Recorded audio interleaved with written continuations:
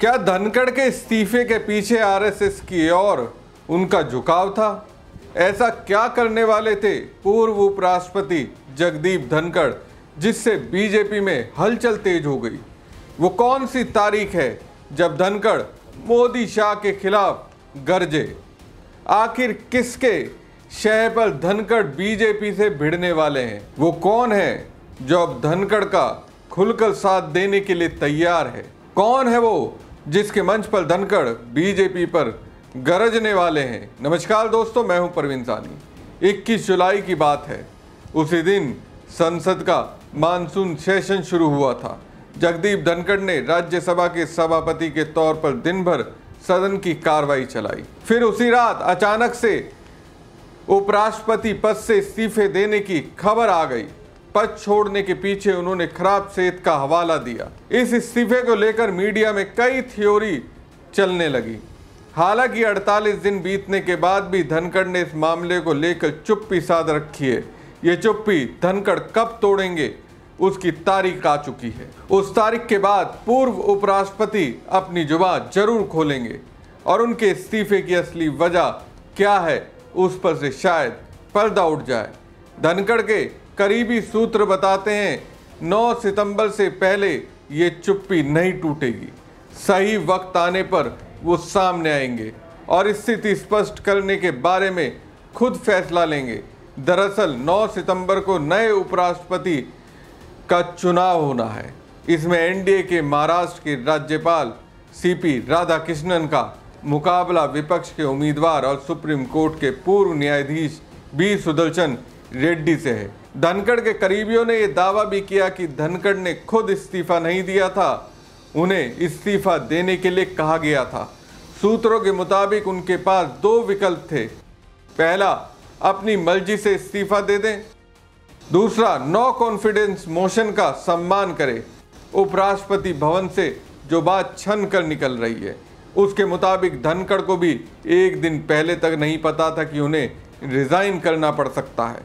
जगदीप धनखड़ के करीबी सोर्स का दावा है कि धनखड़ को 2 लोगों के जरिए इस्तीफे देने का संदेश भेजा गया था।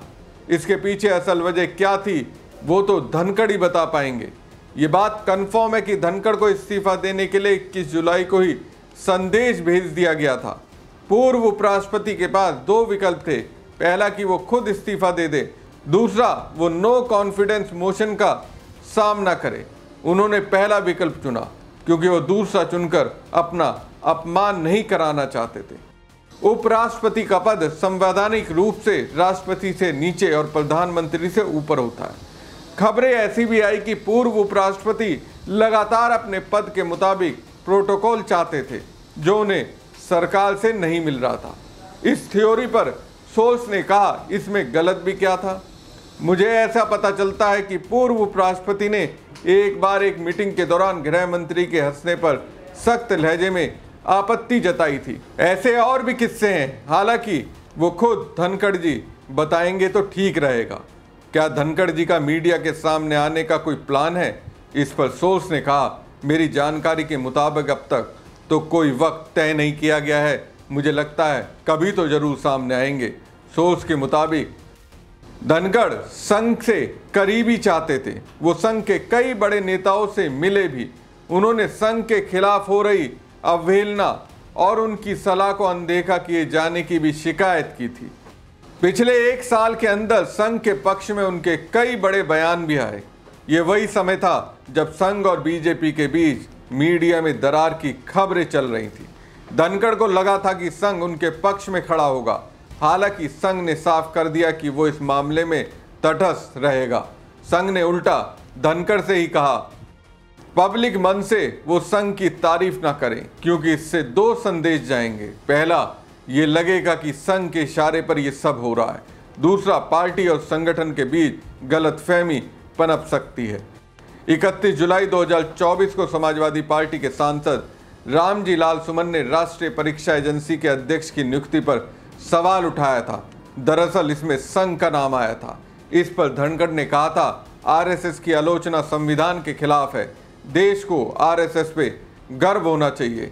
आरएसएस में ऐसे लोग हैं जो निस्वार्थ भाव से राष्ट्र की सेवा करने के लिए प्रतिबद्ध हैं। संघ हमारी संस्कृति, समाज के विकास और राष्ट्र हित में काम कर रहा है। संघ एक विश्व स्तरीय थिंक टैंक की तरह है।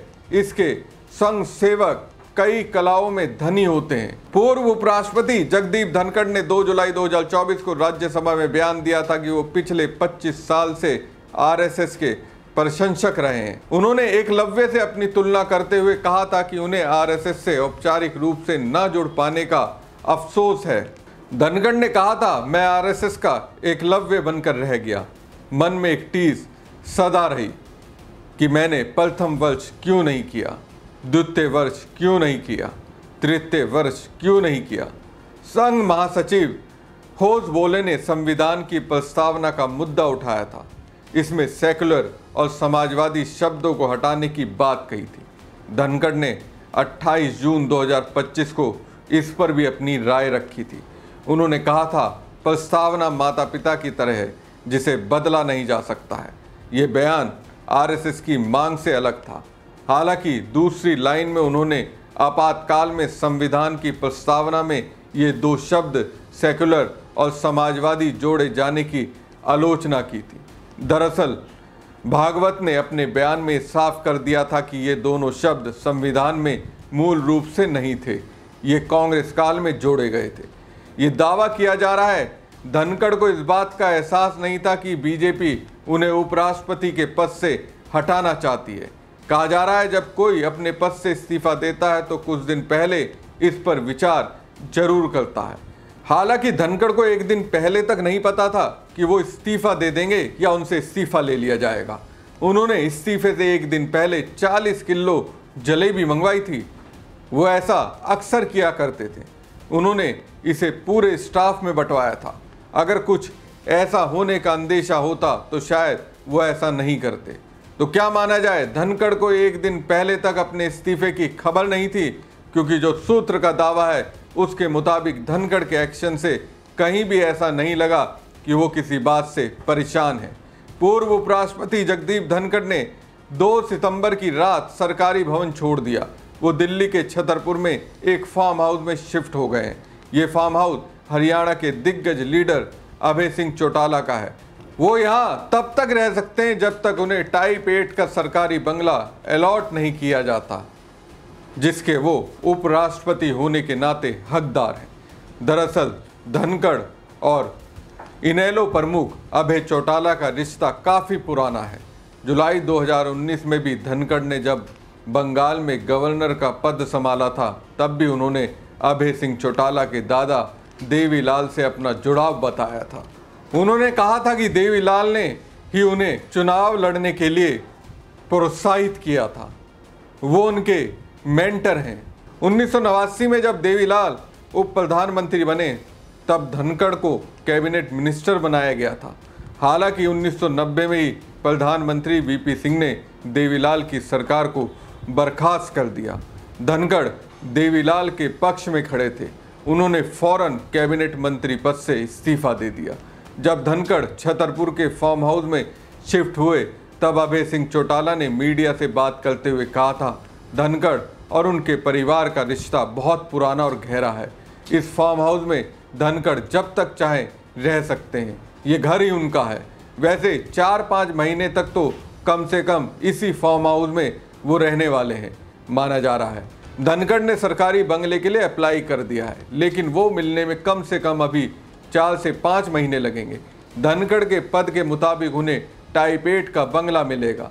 धनखड़ से देवीलाल के पुत्र अजय चौटाला मिल चुके हैं। अजय चौटाला ने 6 सितंबर की शाम को धनखड़ से मुलाकात की थी। चौटाला परिवार भले ही हरियाणा की सत्ता से सालों से दूर हो, लेकिन जाट राजनीति में आज भी सबसे आगे है। धनखड़ भी जाट है।